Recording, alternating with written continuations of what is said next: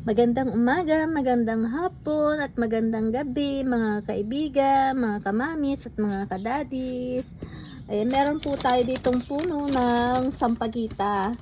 Ayun, ang ganda po ng ating sampagita kasi ay doble-doble po yung kanyang petals. Ayan.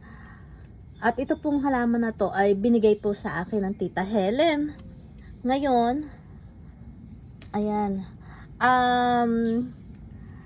umuuga-uga kasi siya yung puno niya dahil kulang sa lupa. So ngayon ang ginagawa ko ay dinadagdagan ko ng lupa para mas maganda yung kanyang dito tayo, at saka para hindi na siya uuga-uga. Ayan, dinagdagan natin ng lupa. At saka mas magiging mas magiging healthy dahil bago yung lupa niya. Ayan, diba? Kaya maraming salamat kay Tita Helen kasi binigyan niya ako ng puno ng sampagita. At ito po ay aking aalagaan. Ayan, palalakihin natin yan. Diba? Maganda. Hindi na siya uuga-uga. Ganda. Pakita ko sa inyo yung bulaklak niya.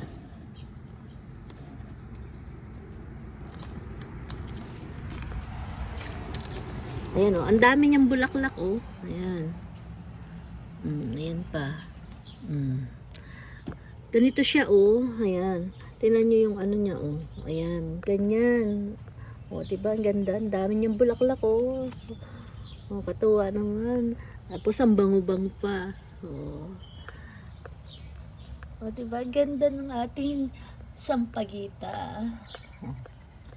Ayan. Tapos mamaya diligan natin yan. Tapos ito kasi yung poinsettia. Ayan.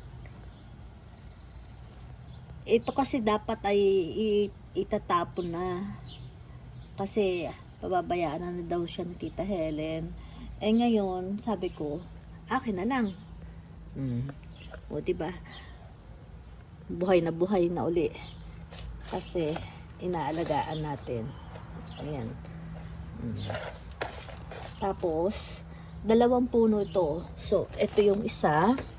Pero meron din akong tanim na ganito. Kaya maliit pa. Kasi lang yun. Kumbaga, binili lang ni Kuya yun. Tapos, ang ginawa ko, tinanim ko sa lupa yung maliit na puno nito. So, ngayon, buhay na siya. Kaya lang, medyo maliit pa siya. So, palalakihin pa natin. Ayan, tingnan nyo to mas maganda. Diba? Ang sigla-sigla niya. Yan. Poinsettia din yan. Diba? Ang ganda. Dadagdagan ko rin siya ng lupa. Para mas lalong maging healthy. Ang ganda. Diba? Ang healthy ng ating halaman. Ganda, no?